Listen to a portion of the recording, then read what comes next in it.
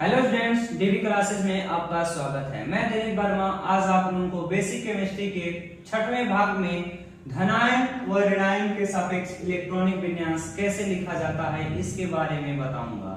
इससे पहले वाले वीडियो में मैं आप लोगों को अफवाह के अनुसार इलेक्ट्रॉनिक विन्यास कैसे लिखा जाता है इसके बारे में बता चुका हूं। अगर वो मेरा वीडियो आप नहीं देखे हैं तो उसका लिंक इस वीडियो के डिस्क्रिप्शन में दे दूंगा और वो आप वीडियो देख लीजिएगा। तो चलिए स्टार्ट करते हैं, धनायन और ऋणायन के सापेक्ष इलेक्ट्रॉनिक विन्यास कैसे लिखा जाता है।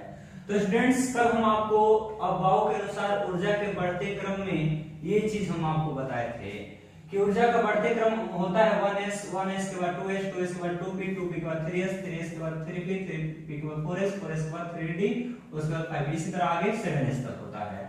और आपको हम बताए थे कि अगर आप 3d तक अगर इसको याद करके रखते हैं, 1s से लेकर के 3d तक याद करके रखते हैं तो आपका 30 तक इलेक्ट्रॉनिक विन्यास कैसे लिखा जाता है वो कंठस्थ हो जाएगा।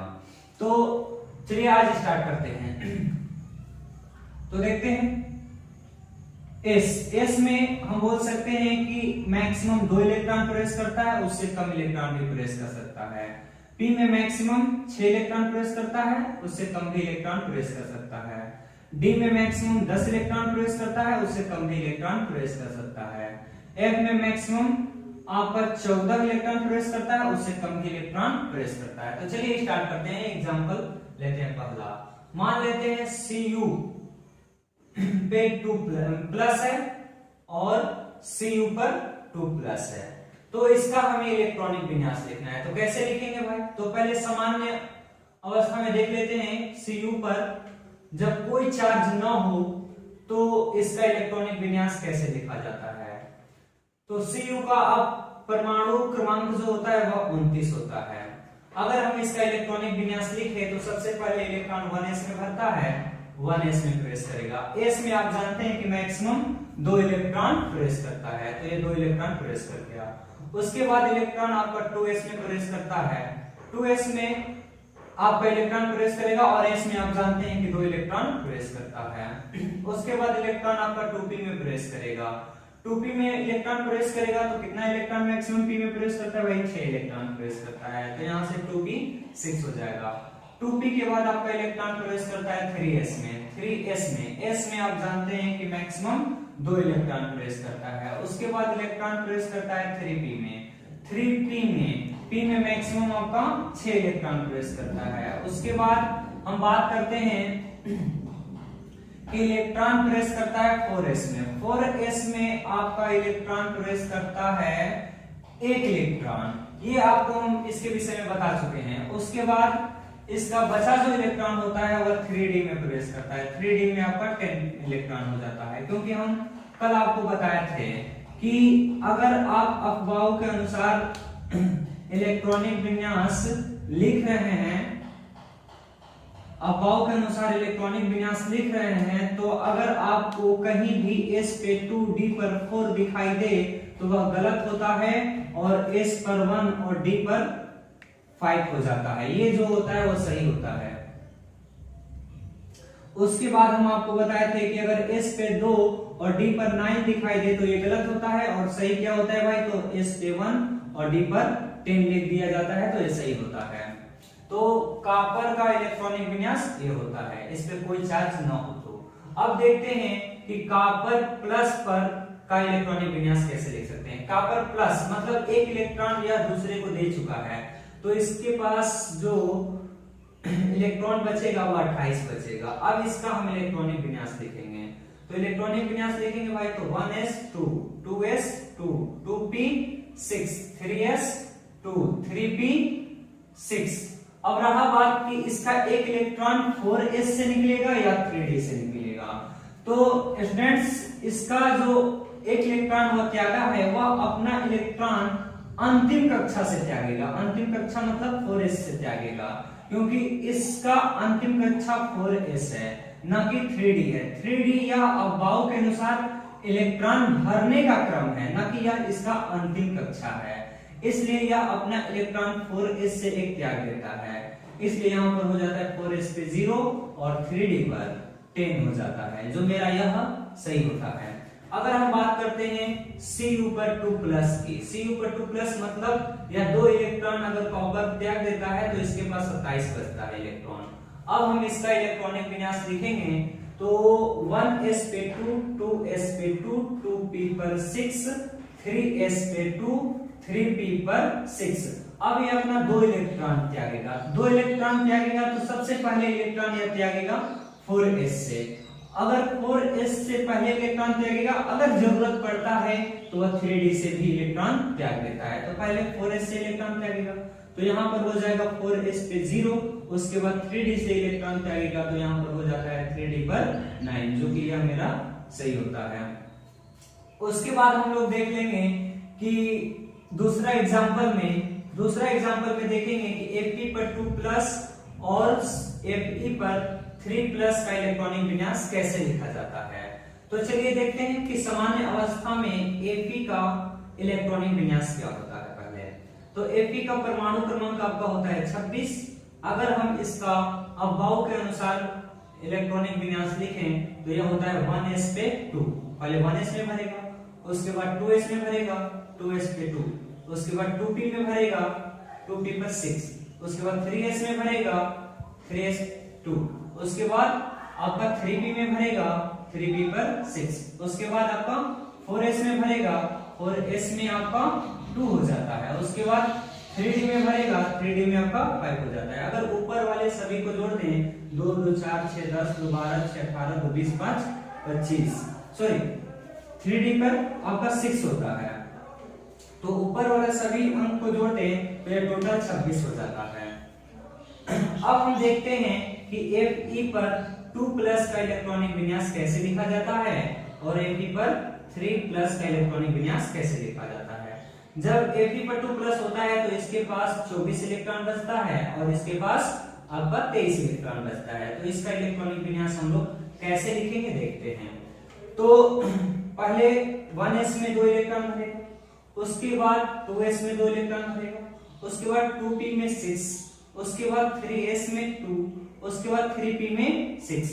अगर यहां तक हम ऊपर का अंक काउंट करें तो 18 इलेक्ट्रॉन भर चुके हैं। अभी भी इसके पास 6 इलेक्ट्रॉन है, 6 इलेक्ट्रॉन है। ये इलेक्ट्रॉन 6 कहां भरेगा तो पहले हम लोग देख लेते हैं यह 2 इलेक्ट्रॉन पहले किससे त्यागेगा। तो 2 इलेक्ट्रॉन यह 4s से त्यागेगा, 4s से यह 2 इलेक्ट्रॉन त्याग देगा तो 4s पे 0 हो जाएगा और 3d पर आपका हो जाता है 6। उसके बाद हम बात करते हैं Fe पर 3s का। Fe पर 3s का इलेक्ट्रॉनिक विन्यास लिखें तो 1s2 2s2 2p 6 3s 2 3p 6। अब ये अपना 3 इलेक्ट्रॉन त्यागना चाहता है तो सबसे पहले 4s से इलेक्ट्रॉन त्यागेगा, 4s से 2 इलेक्ट्रॉन त्याग देगा तो यहाँ पर s पे 0 हो जाएगा। उसके बाद 1 इलेक्ट्रॉन और त्यागेगा, किससे भाई तो बोल सकते हैं 3d से त्यागेगा। तो 3d से 1 इलेक्ट्रॉन त्याग देगा तो यहाँ पर हो जाएगा 3d पर 5। ठीक है, तो इसके बाद आगे का भी हम और कुछ एग्जांपल देखते हैं। अब आइए इसका तीसरा एग्जांपल के रूप में हम लोग देख लेते हैं कि Mn पर 2 प्लस और Mn पर 5 प्लस का इलेक्ट्रॉनिक विन्यास कैसे लिखा जाता है। तो चलिए स्टार्ट करते हैं। Mn का जो परमाणु क्रमांक होता है वह 25 होता है। अगर इसका सामान्य तौर पर इलेक्ट्रॉनिक विन्यास लिखें तो इसका सबसे पहले 1s में 2 इलेक्ट्रॉन प्रवेश करेगा, उसके बाद 2s में 2 इलेक्ट्रॉन प्रवेश करेगा, उसके बाद 2p में 6 इलेक्ट्रॉन प्रवेश करेगा, उसके बाद 3s में 2 इलेक्ट्रॉन प्रवेश करेगा, उसके बाद 3p में आपका 6 इलेक्ट्रॉन प्रवेश करेगा, उसके बाद 4s में 2 इलेक्ट्रॉन प्रवेश करेगा। अब जो बचा हुआ इलेक्ट्रॉन है वो 3d में प्रवेश करेगा। तो काउंट कर लेते हैं 2 2 4 6 10 2 12 6 18 2 20 20 इलेक्ट्रॉन इसमें यहाँ 4s2 तक प्रवेश कर चुके हैं। अभी भी इसके पास 5 इलेक्ट्रॉन बचा हुआ है तो यह 5 इलेक्ट्रॉन आपका 3d5 में प्रवेश कर जाता है। अब हम देखेंगे कि कैसे Mn पर 2 प्लस का इलेक्ट्रॉनिक विन्यास लिखा जाता है। तो Mn पे 2 प्लस तो यह अपना अंतिम कक्षा से 2 इलेक्ट्रॉन जब त्याग देता है तो इसके पास इलेक्ट्रॉन बचते हैं 23। अब इस 23 का इलेक्ट्रॉनिक विन्यास कैसे लिखा जाता है तो देखेंगे 1s पे 2, पहले 1s में भरेगा, उसके बाद 2s में, उसके बाद 2p में, उसके बाद 3s में भरेगा, उसके बाद 3p 6 होगा। अब ये अपना 2 इलेक्ट्रॉन त्यागता है, तो यह अपना 2 इलेक्ट्रॉन सबसे पहले 4s से त्यागेगा। 4s से 2 इलेक्ट्रॉन त्यागने के बाद यहाँ पर 4s पे 0 हो जाता है और यहाँ पर 3d पर 5 हो जाता है। अब आगे हम लोग देखेंगे Mn पर 5+ का इलेक्ट्रॉनिक विन्यास कैसे लिखा जाता है। Mn पर 5+ मतलब इसका कहने का है कि यह अपने अंतिम कक्षा से 5 इलेक्ट्रॉन को त्याग कर चुका है। तो 5 इलेक्ट्रॉन जब इसका त्याग देता है तो इसके पास 20 इलेक्ट्रॉन बचते हैं। तो इसका भी इलेक्ट्रॉनिक विन्यास कैसे लिखा जाता है देख लेते हैं। यहाँ पर होगा क्या भाई, तो 1s2 2s2 2p 6 3s2 3p 6 अब यह 5 इलेक्ट्रॉन त्यागा है, तो 5 इलेक्ट्रॉन त्यागे हैं, तो सबसे पहले हम 4s से 2 इलेक्ट्रॉन त्यागेंगे। 4s से 2 इलेक्ट्रॉन त्यागेंगे क्योंकि यह 4s ही इसका अंतिम कक्षा है, तो यहाँ पर 4s पे 0 हो जाएगा। अब रहा इसके पास 3 इलेक्ट्रॉन और त्यागने का, तो यह 3 इलेक्ट्रॉन 3d से त्याग देता है। 3d पर आपका हो जाता है 2।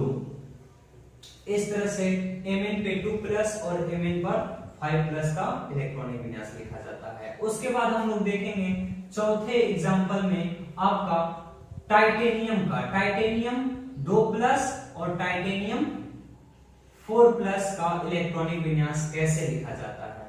तो पहले हम लोग देख लेते हैं सामान्य तौर पर टाइटेनियम का इलेक्ट्रॉनिक विन्यास होता क्या है। तो टाइटेनियम का जो परमाणु क्रमांक होता है वह 22 होता है। अगर इसका सामान्य तौर पर इलेक्ट्रॉनिक विन्यास देखें तो 1s पे 2, क्योंकि इसमें मैक्सिमम 2 इलेक्ट्रॉन प्रवेश करेगा, उसके बाद 2s पे 2, s में मैक्सिमम 2 इलेक्ट्रॉन प्रवेश करेगा, उसके बाद 2p पर 6, 3s पे 2 हो जाता है, 3p पर 6 हो जाता है, उसके बाद 4s पर आपका 2 हो जाता है। अगर ऊपर वाले काउंट कर दें तो यहाँ तक 4s2 तक 20 इलेक्ट्रॉन इसका प्रवेश कर जाता है। जो अब इसके पास 2 इलेक्ट्रॉन बचा वह 3d में प्रवेश कर जाता है। 3d पर आपका हो जाता है 2। अगर अब हम बात करते हैं टाइटेनियम 2+ की, टाइटेनियम 2+ मतलब यह अपने अंतिम कक्षा से 2 इलेक्ट्रॉन को त्याग कर चुका है। 2 इलेक्ट्रॉन को त्याग कर चुका है तो इसके पास इलेक्ट्रॉन बचते हैं 20। अब इसका इलेक्ट्रॉनिक विन्यास लिखा जाए तो 1s पे 2, 2s पे 2, 2p पर 6, 3s पे 2, 3p पर 6, 3p पर 6। अब हम देखते हैं कि यह 2 इलेक्ट्रॉन त्यागेगा कहां से। तो 2 इलेक्ट्रॉन यह अंतिम कक्षा 4s से त्यागता है, क्योंकि आप जानते हैं कोई भी जो तत्व होते हैं, जो धातु होता है, वह अपना इलेक्ट्रॉन अपने सबसे अंतिम कक्षा से त्यागता है। तो यहाँ पर इलेक्ट्रॉन 4s से त्यागेगा क्योंकि इसका अंतिम कक्षा 4s ही है, जबकि इलेक्ट्रॉन अभाव के अनुसार इलेक्ट्रॉन भरने का क्रम 3d है। 3d लास्ट में इलेक्ट्रॉन 3d में भरता है, लेकिन अगर इलेक्ट्रॉन त्यागने की बात हुई तो वह 4s से त्यागेगा, क्योंकि अंतिम कक्षा 4s है। इसलिए यहाँ पर हो जाता है 4s पे 0, 3d पर आपका 2 हो जाता है। अगर हम बात करते हैं टाइटेनियम 4+ की, तो इसके पास 4 इलेक्ट्रॉन त्यागने के बाद इलेक्ट्रॉन बचते हैं 18। अब इसका अगर हम इलेक्ट्रॉनिक विन्यास लिखें तो 1s पे 2, 2s पे 2, 2p पर 6, 3s पे 2, 3p पर 6। अब ये 4 इलेक्ट्रॉन त्यागता है, तो 4 इलेक्ट्रॉन त्यागेगा तो सबसे पहले वह इलेक्ट्रॉन 4s से त्यागेगा, क्योंकि इसका यह अंतिम कक्षा है। और कोई भी तत्व जो होता है, जो धातु होता है, वह अपने अंतिम कक्षा से इलेक्ट्रॉन त्यागता है। तो यहाँ से पहले 2 इलेक्ट्रॉन त्यागेगा, 2 इलेक्ट्रॉन त्यागेगा तो 4s पे 0 हो जाएगा। चूंकि यह 4 इलेक्ट्रॉन त्याग रहा, तो 4 इलेक्ट्रॉन त्याग रहा, तो इसलिए यह 3d से भी अपना 2 इलेक्ट्रॉन त्याग देता है, तो 3d पर हो जाता है 0। तो ये आपका हो गया Mn और Ti का इलेक्ट्रॉनिक विन्यास। तो यहाँ पर आप देख रहे हैं कि जब हम आयन के रूप में इलेक्ट्रॉनिक विन्यास लिख रहे हैं तो सभी का 3p पर जो 6 है वहां तक कॉमन है। 3p पर जो 6 है वो सभी का कॉमन है। तो जितने भी बोल सकते हैं डी ब्लॉक के तत्व होते हैं वह सबसे पहले s उपकक्षा से इलेक्ट्रॉन त्यागते हैं और जरूरत पड़ने पर डी उपकक्षा से इलेक्ट्रॉन त्यागते हैं। अगर इस बात को हम नोट के रूप में लिख लें तो हम बोल सकते हैं कि डी ब्लॉक के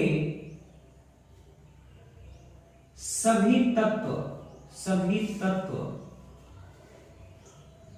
सबसे पहले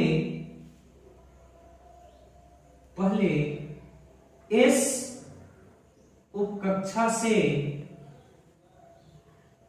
इलेक्ट्रॉन त्यागते हैं तथा जरूरत पड़ने पर डी उपकक्षा से इलेक्ट्रॉन त्यागते हैं।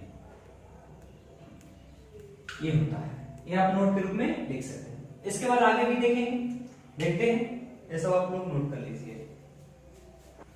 अब हम देखते हैं Zn पे 2+ का इलेक्ट्रॉनिक विन्यास कैसे लिखा जाता है। तो पहले हम लोग देखेंगे कि Zn का सामान्य तौर पर इलेक्ट्रॉनिक विन्यास कैसे लिखते हैं।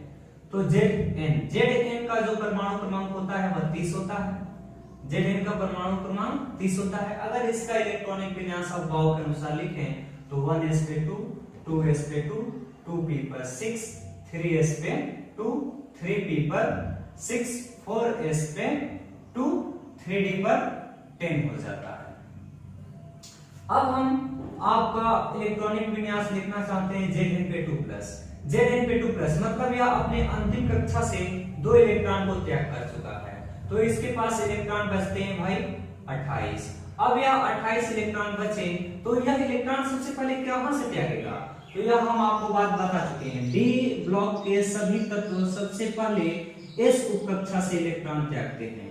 क्यों इस उपकक्षा से इलेक्ट्रॉन त्यागते हैं भाई? क्योंकि यह जो s है 4s यही उसका अंतिम कक्षा है, 4s ही इसका अंतिम कक्षा है। क्योंकि यह 3d जो है ये इलेक्ट्रॉन भरने के लिए अंतिम कक्षा है, इसलिए जो डी ब्लॉक के तत्व होते हैं वो सबसे पहले s उपकक्षा से इलेक्ट्रॉन त्यागते हैं, उसके बाद डी उपकक्षा से इलेक्ट्रॉन त्यागते हैं। तो यहां पर चलते हैं, स्टार्ट करते हैं 1s2 2s2 2p6 3s2 3p6। अब ये अपना 2 इलेक्ट्रॉन त्यागता है तो 4s से अपना 2 इलेक्ट्रॉन त्याग देगा। तो यहाँ पर 4s पे 0 हो जाएगा, उसके बाद 3d10 हो जाता है। उसके बाद हम लोग देखेंगे निकिल के विषय में। निकिल के विषय में देखेंगे कि Ni पर जो 2+ होता है उसका इलेक्ट्रॉनिक विन्यास कैसे लिख सकते हैं। तो सामान्य तौर पर अगर देखें तो निकिल का परमाणु क्रमांक 28 होता है। अगर हम इसका इलेक्ट्रॉनिक विन्यास लिखें तो 1s2 होता है, 2s2 होता है, 2p6 होता है, 3s2 होता है, 3p6 होता है, 4s2 होता है। अगर ऊपर वाले जोड़ दे तो यह हो जाता है 2 2 4 6 10 2 12 6 18 2 20 हो जाता है। और जो बचा इलेक्ट्रॉन है वह 3d में प्रवेश करता है, 3d में बचा इलेक्ट्रॉन 8 प्रवेश कर जाता है। अगर हम इसका Ni पर 2+ का इलेक्ट्रॉनिक विन्यास लिखना चाहें तो इसके पास जो बचा हुआ इलेक्ट्रॉन होता है वह 26 होता है, क्योंकि यह अपना 2 इलेक्ट्रॉन किसी और को दे चुका होता है। तो जब हम इसका इलेक्ट्रॉनिक विन्यास लिखेंगे तो यहाँ पर 1s2 2s2 आपका 3p6 तक कॉमन हो जाता है, 2p6 3s2 3p6। अब ये अपना 2 इलेक्ट्रॉन सबसे पहले 4s से त्यागेगा, 4s से त्यागेगा तो 4s पे 0 हो जाता है, 3d पर आपका 8 हो जाता है। ये हो गया। उसके बाद हम लोग आगे देखते हैं क्रोमियम का इलेक्ट्रॉनिक विन्यास कैसे लिखा जाता है। क्रोमियम की बात करते हैं। क्रोमियम प्लस और क्रोमियम 4+ का इलेक्ट्रॉनिक विन्यास हम लोग कैसे लिख सकते हैं। तो पहले हम लोग सामान्य तौर पर क्रोमियम का इलेक्ट्रॉनिक विन्यास देखेंगे। क्रोमियम का जो परमाणु क्रमांक होता है वो 24 होता है। अगर इसका हम सामान्य तौर पर जब इस पे कोई चार्ज ना हो तो इलेक्ट्रॉनिक विन्यास लिखें तो 1s2 2s2 2p6 3s2 3p6 4s2 3d पर आपका हो जाता, सॉरी 4s पर 1 और 3d पर 5 हो जाता है। अब हम इलेक्ट्रॉनिक विन्यास लिखना चाहते हैं क्रोमियम प्लस 1+ पर, तो हम आपको बताए हैं कि 1s2 से लेकर के 3p6 तक डी ब्लॉक का कॉमन होता है। तो ये बात लिख लेते हैं पहले 2s2 2p6 3s2 3p6। अब बात करते हैं कि यह अपना एक इलेक्ट्रॉन त्याग दिया है, तो ये इलेक्ट्रॉन कहां से त्यागेगा, तो यह अपने अंतिम कक्षा कौन है भाई, तो 4s है। यहां से यह अपना एक इलेक्ट्रॉन त्याग देता है, तो एक इलेक्ट्रॉन त्यागने के बाद 4s पे 0 हो जाता है और 3d पर 5 हो जाता है। अगर हम बात करते हैं क्रोमियम 4+ की, क्रोमियम 4+ की अगर हम बात करें तो यह हो जाता है आपका, इसके पास जो इलेक्ट्रॉन बचता है वह आपका 20 इलेक्ट्रॉन बचता है। अब इस 20 का इलेक्ट्रॉनिक विन्यास अगर हम लिखना चाहते हैं तो आपको हम बताए हैं कि 3p पर 6 यहां तक कॉमन होता है, तो ये बात लिख लेते हैं। 2s2 2p पर 6 3s2 3p पर 6। अब रहा बात ये 4 इलेक्ट्रॉन त्यागता है, तो 4 इलेक्ट्रॉन तो हम आपको वही नोट में करके लिखाए थे कि डी ब्लॉक के जितने भी तत्व होते हैं तो सबसे पहले s उपकक्षा से इलेक्ट्रॉन को त्यागेंगे, तो यहां से इलेक्ट्रॉन त्यागेगा 4s पे 0 हो जाएगा। अब जरूरत पड़ने पर वह डी उपकक्षा से भी इलेक्ट्रॉन त्याग देते हैं, क्योंकि यहां जरूरत पड़ गया है, क्योंकि क्रोमियम पर 4+ है, 4+ है मतलब ये 4 इलेक्ट्रॉन त्याग चुका है, इसलिए यहां से 3d से भी अपना 3 इलेक्ट्रॉन त्याग देता है, जिससे कि 3d पर 2 हो जाता है। उसके बाद आपका हम लोग 8 नंबर एग्जांपल देख लेंगे, वेनेडियम। वेनेडियम का सामान्य तौर पर देखेंगे पहले, वेनेडियम 2+ और वेनेडियम 3+ का इलेक्ट्रॉनिक विन्यास कैसे लिखा जाता है। तो सामान्य तौर पर अगर वेनेडियम की बात करें तो इसका परमाणु क्रमांक 23 होता है। अगर हम इसका इलेक्ट्रॉनिक विन्यास लिखें तो 1s2 2s2 2p पर 6 3s2 3p पर 6, ये अगर काउंट कर दें तो यहां तक 18 हो जाता है। अभी इसके पास 5 इलेक्ट्रॉन है। अगला इलेक्ट्रॉन भरेगा 4s2 और जो शेष इलेक्ट्रॉन होता है वो पहुंच जाता है 3d पर 3, तो यहां से यह 23 इलेक्ट्रॉन कंप्लीट हो जाता है। अब हम बात करते हैं वेनेडियम 2+ की। जब ये 2 इलेक्ट्रॉन त्याग देता है तो इसके पास इलेक्ट्रॉन बचते हैं 21। अब इस 21 का इलेक्ट्रॉनिक विन्यास देखना है, तो हम आपको बता करके आए कि 3p पर 6 एक कॉमन होता है, 1s2 2s2 2p 6 3s2 3p 6। अब यह अपना 2 इलेक्ट्रॉन त्यागेगा तो कहां से त्यागेगा, यह अपना सबसे अंतिम कक्षा मतलब 4s से पहले त्यागेगा। 4s से 2 इलेक्ट्रॉन त्यागने के बाद यहां पर 4s पे 0 हो जाता है और 3d पर आपका 3 आ जाता है। अब हम बात करते हैं वेनेडियम 3+ की। वेनेडियम 3+ अगर यह 3 इलेक्ट्रॉन त्याग देता है तो इसके पास इलेक्ट्रॉन बचते हैं 20। अब हम इसका इलेक्ट्रॉनिक विन्यास देखना चाहते हैं, तो 3p6 तक ये कॉमन लिख लेते हैं बात, क्योंकि हम बार बार यही बात रिपीट कर रहे हैं। 3s2 3p6। अब रहा बात आपका 3 इलेक्ट्रॉन त्याग दिया, तो 3 इलेक्ट्रॉन त्यागा होगा तो सबसे पहले यह 4s से त्यागा होगा, 4s से अपना 2 इलेक्ट्रॉन त्याग दिया होगा। 2 इलेक्ट्रॉन त्यागने के बाद अभी भी 1 इलेक्ट्रॉन इसको त्यागना है, तो यह जरूरत पड़ा है भाई, तो जरूरत पड़ा है तो यह 3d से अपना भी 1 इलेक्ट्रॉन त्याग देगा। 1 इलेक्ट्रॉन त्यागने के बाद इसके पास बचता है 2।